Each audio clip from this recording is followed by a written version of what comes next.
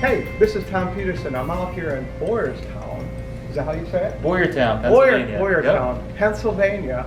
And I'm here with Matt. And this is the IronTrap Garage, which is a great show that's on YouTube. Matt, how did you ever get the name IronTrap? So it's just one of those things. I came across a term for like a medieval torture device that was basically called a trap you could not get out of. So it was a name that they used. And to me, instantly, that's what this hobby is.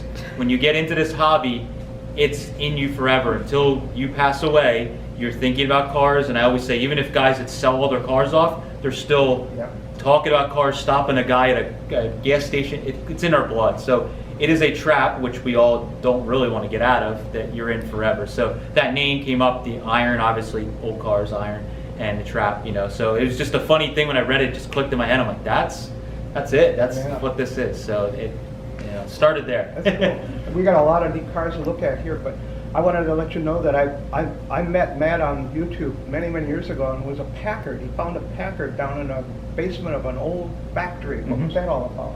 Yeah, a friend of mine, a couple friends of mine own an auction company here locally, and they got contacted by a family for a huge old machine shop factory in Philadelphia in a not really great part of the city, and they were cleaning out machinery to sell.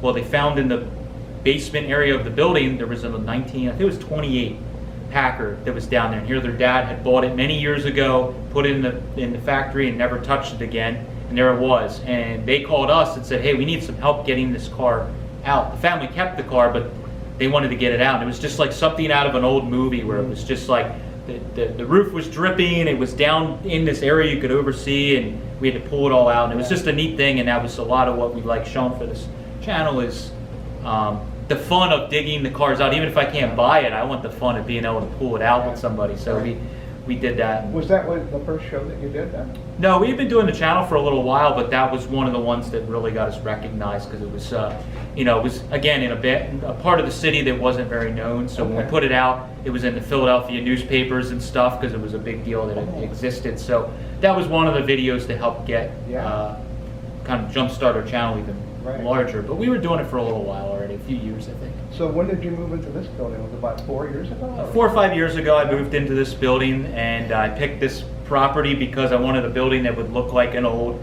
hot rod shop after I was in it for a little while. Well, now it looks like I've been here for 50 years rather than 5 years, but we've probably put 50 years worth of work with the time that we spend in here working on stuff. What got you into this hobby? So my dad was a big equipment mechanic. He was into more of like the muscle car stuff. I would say my dad liked big block Ford kind of stuff, and he to this day even jokes with me, why do you mess with these slow flatheads? Because my dad messed with big block Fords, and even our daily driver, my dad's work truck, I remember him putting an FE big block in when I was a kid. They got like no miles to the gallon, us running out of gas. And so I was around cars and mechanical things my whole life, but when I was younger, T-buckets and old-time hot rods, they grabbed me. I just didn't know how to get into the hobby. It was expensive because I didn't know who to talk to, where to go, and that's kind of what spawned our channel. It was like, I eventually got into it, and once you get to know the right people and you go to the right events, you can find this stuff. So I thought of me 10 years earlier trying to go to the swap meet or talk to somebody, and it was hard to get into it. So we're trying to give a little jump start to the younger guys of this is where you go, this is what you look for, and share the fun of the hobby. And that's exactly why I like the show so much, because it really does show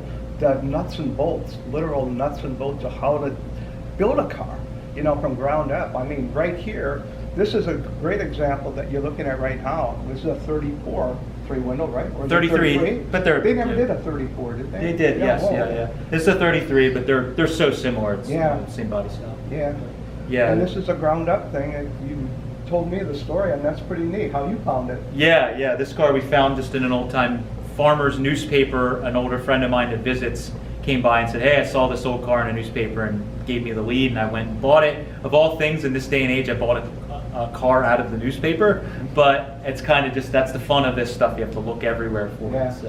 And it was a chopped old hot rod. Yeah, this was a chopped old hot rod that was just kind of like you see it, and I'm trying to just make it safe and continue abandoned project, I guess you could say, and continue it. So this car, I'll keep the silhouette of what it was and build it into mine, using all old parts, old methods for the most part. So it'll be Yeah. very true to what it would have looked like in the 50s or 60s. Yeah, so you can back up on a couple episodes and actually see, what this car looked like coming on the trailer, actually, Yeah, wasn't it? yep, yep. It was just like this, Yeah. So you'll be able to see Matt build this car from basically ground up, and I think you're gonna, and get the kids involved. Let the kids see this and say, you can do this.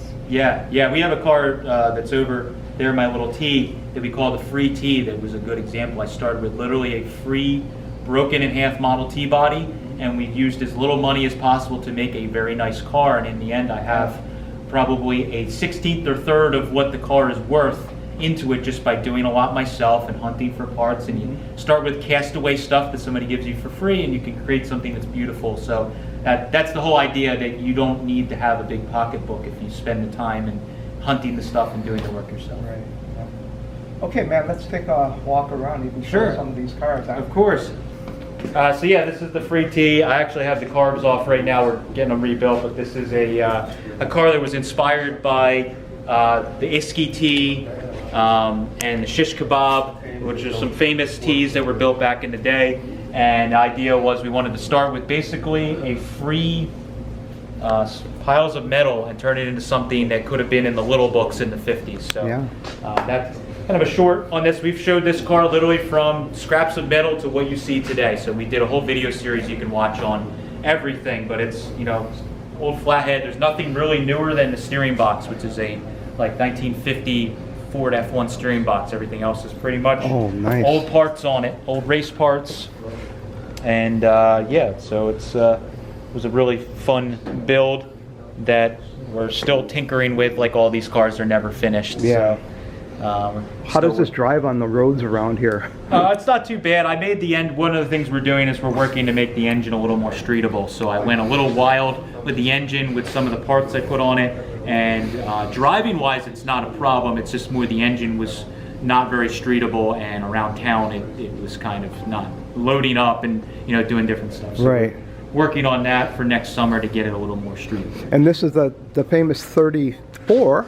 Yeah, 34 two-door sedan that we bought this car, and a 32.5 window that's behind you out of an estate that this was hidden away since the 1970. It was bought off a used car lot, and the gentleman bought it, put it away in his garage, and pretty much never was seen again until we found it. It was buried under beer cans and trash, and some of the car was taken apart. Luckily, everything was there. The car was built from about 1960 to 1965, roughly, is when the car was built, and everything you see is exactly as it was built. All I did was just touch up some paint on the dash, garnish molding. I repainted the color it was. Interior is exactly what was in it. All we did was just clean it, preserve it, and we did kind of like a mechanical restoration on the car. Well, I don't even want to call it that, but just a mechanical going through on the car. Has a 55 Chevy small block end 265. That is the one that was put in it, and it drives like a dream. I drive this car like a daily driver in the summer, and it's been a ton of fun. We did a bunch of videos tracking the history on this car and of who built the car and everything, and we did a finale video where we actually took the son and daughter and grandson of the gentleman that built the car for a ride in it, and it was their first time ever seeing or driving in the car. So that's a big part of this, is the history of the cars. And now this one here is what I call the Sweetheart Roadster. Roadster, This was one pretty much that we started doing on the channel that I've been working on, long-term project. The other side, all the metal work is about done on it. Door built from scratch, all kinds of custom metalwork. It's got a 331 Cadillac with a Studebaker truck transmission with an old adapter, original 32 frame that I rebuilt, and just a lot of custom work. It's going to be like kind of like the T, where it's going to be like a 50s show car kind of look to it. So it'll be shiny with lots of chrome, white interior, all that good stuff. So I'm going to be getting back on this. Was that really a Roadster or a Cabriolet? It's a Roadster. It was. It's a true Roadster. I'm putting a Duval style windshield on it, so I've cut off the stanchions. But this is a 3031 Roadster that I bought at a farm auction. It was like broken in half, and will be nice someday. Wow! So, tons of fun. And I've been watching you doing the metal work on a lot of these cars, and it's so neat to see how you're doing it. And And really with not a lot of heavy-duty equipment like a body shop would have. Yeah, I mean, we have a couple. I do have a little bit of more professional stuff like an English wheel and some things like that. But for the most part, a lot of it's done. You know, we try and show reasonable ways you could do this yourself. You could get a smaller English wheel for cheap from, you know, online places and do similar work to what I'm doing with some of my tools. So, but yeah, I don't have any big power hammers or anything like that, you know, currently that I can do that stuff with. And this is a car you're building for your pop, right? Yeah, just yesterday was Thanksgiving, and Steve and I, my one helper, Steve and I, actually slid the engine in Dad's daily before we did Thanksgiving dinner. We slid this engine in. I bought this from a friend, this car from a friend that passed away. That him and his brother had built this car back in maybe like the 70s, and they had put a small block Ford in it. It had been a hot rod before they got it. It has like a Tri-5 Chevy rear in it. There's a lot of evidence that this car was a hot rod for many years. So I bought it from my friend Carl that passed away. My dad took a liking to the car because he and I dug it out of Carl's garage. So I went to Carl and bought it from him, and I'm putting it together for my dad to drive in the summertime as his daily driver, because he does Florida in the winter and here in the summer. Cool. So hoping next summer to have this drivable and my dad can be cruising around in this thing, which will be really neat. It's a 47 Ford Coupe. Yeah. Now down here, Yeah, so this is Deuce Coupe, 5-window. 32 5-window that we call the Schroll Coupe. This is the Schroll family sold us this car and the red car. Larry Schroll bought this car in '63, and it was already an old drag car that he bought. And he basically bought it when he was pretty young, never really fully did anything with it. And I bought the car after it was hidden away since '63. We stripped the old black primer off of it and found this old green Ford/Mercury color, and it has old A gasser on the door where you can see the old race letters that were on there. The car, we think, had a Y-block engine in it when it was raced probably originally. When we found it, Larry had put an Oldsmobile in it, so I kept it with the how he had wanted to build the car with an Olds. It's got an Olds 324 in it with 3.2s. I just got my magneto back for it. A couple of parts. It's really close to firing it up, but again, it was old. The silhouette of the car is exactly how it was built. It was channeled almost like 9 inches. Wow. And unchopped, very East Coast style kind of car. And all I've done is just fix some of the dangerous stuff that was done back in the day, suspension and mechanical stuff, and kept the silhouette of it. I've dressed a few things up, but we have most of the stuff. I had to build a seat for and some things that were missing, but otherwise most of this is the stuff we found on or with the car, and the only stuff we've really replaced is things like the engine that were totally, you know, the old engine was locked up and broken. Right. So we just put another Olds in it, but yeah, and down to the headlights, the grill shell, you know, all that stuff was what was on the car when we found it, and we stripped the old black primer off and found this neat green paint on it. So just a very, very cool car. Hoping to be driving this one next summer. It's getting really close now. And this Deuce Roadster up here got a great story too, and how you found this one. Yeah, this is a 32 Roadster and the lift I found all together. Oh, you got it all painted now too. So this is a 32 Roadster that is an original old Dry Lakes car from California. This car was owned by Jack DeLorean, is the earliest history we found. Jack is the brother of well-known John DeLorean. The DeLorean brothers in general were very smart and into the automotive world.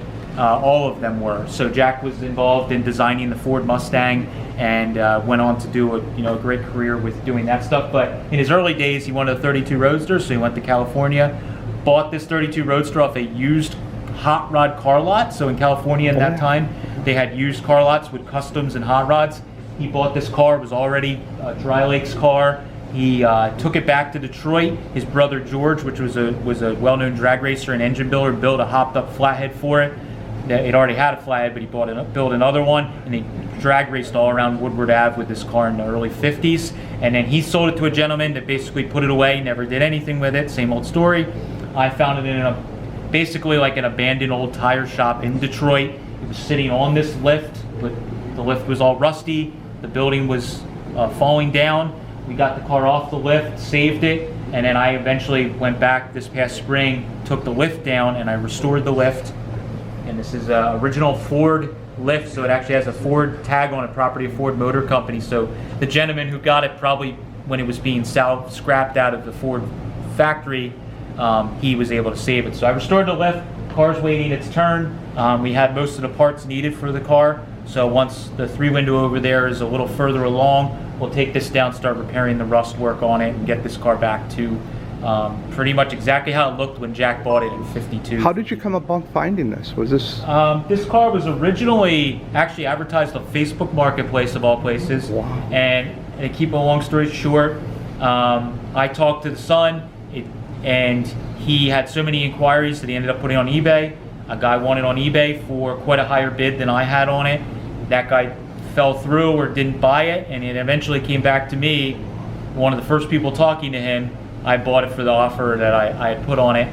Went to Detroit, picked the car up. It was a whole saga to get the car. At that point, it was only rumors that it was owned by a DeLorean family member, and then later on, through the beauty of the internet, our channel where the videos came out, and I was contacted by Jack's daughter, who said, "Hey, my dad watched the video. That's the car." And I now have photos out of the family photo albums of this car sitting in front of the DeLorean family home in '53 when he bought it. Wow. That shows everything of how the car looks. So we pretty much had most everything with it. The hood was missing off of it. I found the gentleman that bought the hood, and I put the hood back on it. So it's got an old clamshell louvered hood. That's great. So it's a really neat car. And it's cool to have the lift as well, so we can display it on the lift after it's done, just like this. It was retired on this lift, and you saved it. How Yes, about that? that's it. That's it. So we will keep it going. Yeah, for sure. Now let's go over here. We have another. It's a 31, right? Or is It's it a 1930 Model 30? A coupe. Okay. This is a car I built. It's been on the road about 5 years or so, 5-6 years. I've had it for probably 6-7 years. And this car we nicknamed the Pagoda City Coupe, where I'm from here in Boyertown. A neighboring city is Reading, Pennsylvania, and there is a famous tourist attraction. It's called the Pagoda, that is in a very old building that looks like an old-time pagoda, and people call Reading the Pagoda City sometimes. So this body was, when I bought it, was basically never has left Berks County area. So the gentleman I bought it from had taken it apart to become a hot rod. He told me that his friend had bought it as an original car, and I built it basically from the ground up. So this car doesn't have any real history other than what I did. So I bought the body, built the car up. It's using all old parts, old speed equipment, and this is just one that's been done for a number of years. I just drive it and enjoy it, and it's supposed to just look like an early, old-timey East Coast hot rod, channeled, unchopped, basic flathead, not real wild, just a turnkey car that just takes you back in time when you drive. Yeah. I love it. Yeah. Aluminum heads, though, right? Yeah, it's got early thick-skin heads and thick-skin high-rise intake. These are their marine heads that actually would have taken fin covers, would have went over this to cover the heads. So these are pretty rare heads that I just put on this year. But yeah, again, all the parts, nothing reproduction, speed equipment. It's all old, real stuff that we put back on these cars when possible. It's cool, man. So I love it.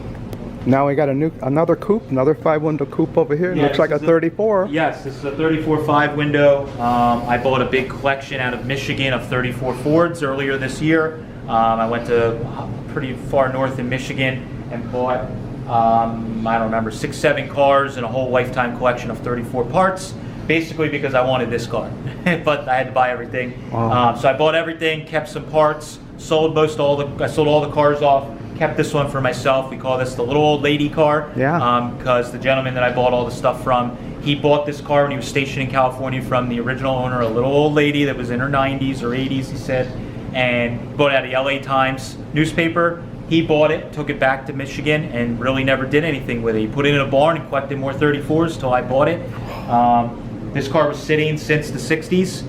We brought it home, got the engine freed up, got it running, and this thing runs and drives, starts, steers, stops. Yeah. We just rewired the whole car so that everything works again. And I stripped it. Had old tan house paint that the old lady had put on it. Yeah. We stripped all that off, found the original paint. You can see a little remnants of the tan paint, but stripped most of it off. And all I'm gonna do is just touch up some of the paint, dust in some paint where the paint didn't fare as well, and just leave it kind of like this. And we've done some minor hot rodding, nothing major to this car. But this is just going to be a kind of daily driver, casual type driver car, just a true survivor. Yeah, and if you go back, well, maybe about a week, you'll be able to go out on the maiden voyage on this car, down to the gas station. Yeah, we took this out for the maiden voyage out to the gas station and drove it around, and we like to share all the process of what I call the small victories on a project of getting it going again. So this car is, that's been a big part of this car's just the fun of bringing it back from the dead. I mean, not even a year ago, this car was not known of in a barn, just sitting in Michigan, and now it is a fully starting, stopping, driving car, and we just got to do a little bit more work on it. And next spring, it'll just be a ready to go turnkey car, which will be really fun. That's great. You got mechanical brakes on it? This still has mechanical brakes on it. How do you like those? They actually work really well. In fact, they work so well that yesterday we readjusted all the brakes and everything, and they were a little too tight when we took it out for a test drive yesterday, and it was like holding the car back. So when you hit the brake on this thing, the brakes work just as good probably as early juice brakes, believe it or not. It's actually not that bad of a design. So that was my idea, is make this a very early style hot rod. Like if a young kid got a passed down, hand-me-down car, what would he have done? He would have just done some bolt-on modifications, made it sit a little cooler, but he wouldn't have put juice brakes on necessarily. That was a big job. So we're keeping that stuff, and because it's a stock engine, really the brakes are adequate for the car. You can't really go that fast in the car, to be honest. So it's just a fun old car, and we're going to leave the mechanical brakes on this one to keep it like a 40 style type car. Yeah, that's great, Matt. That's great. Yeah. Now, you want to talk about this? This is just stuff. Yeah, but there's a blower here. Yeah, this is just my obsession with old parts. So I'm always collecting and hunting for old speed equipment. I actually scored this. These two things just came in the mail last week. I bought them, and I was away traveling, and they just showed up. And so you bought these at an auction, or? No, I bought these separately, just online from of all places. That's an early Scott blower, and I bought it from eBay. It popped up on eBay, and I got it right away, real early. And I made a deal with him to buy it outright. And then this intake, somebody contacted me, and I bought it privately from someone they had flipped it basically to me. But it's a very rare intake. It sure is. So this is my obsession. I'm always hunting for this stuff, and we try and collect it and pass it on to people when I don't keep it. But a lot of the really rare stuff like this I'll hold on to for my own cars. Yeah. So when you're building a car, you can put the really neat stuff on it. So people can approach you or call you or email you and find out if you have such and such a part, because I know you do have a warehouse, right? Yeah, we have a separate warehouse space where we have all our parts inventory, and we sell heavily on eBay and also on Instagram. But it's just, if you just Google IronTrap Garage, or you go on search eBay, IronTrap Garage will pop up. Instagram as well, you can find that. Cool. And eBay we list quite often, and we have, I think, hundreds of items up on eBay that you can buy, and we're always listing. But yeah, somebody could send us an email, irontrapgarage@gmail.com. They could send us an email if you're looking for a part. We may have something you need. We have over 3,000 square feet of warehouse space filled with old early Ford and hot rod parts that we do in fact sell. Thanks, Matt. Really appreciate you coming here, bro. Thank you so much. Or us coming to you. Yeah, of course. Thank you for shooting a little bit. It's been fun. Yeah. Thanks. I can't do that again.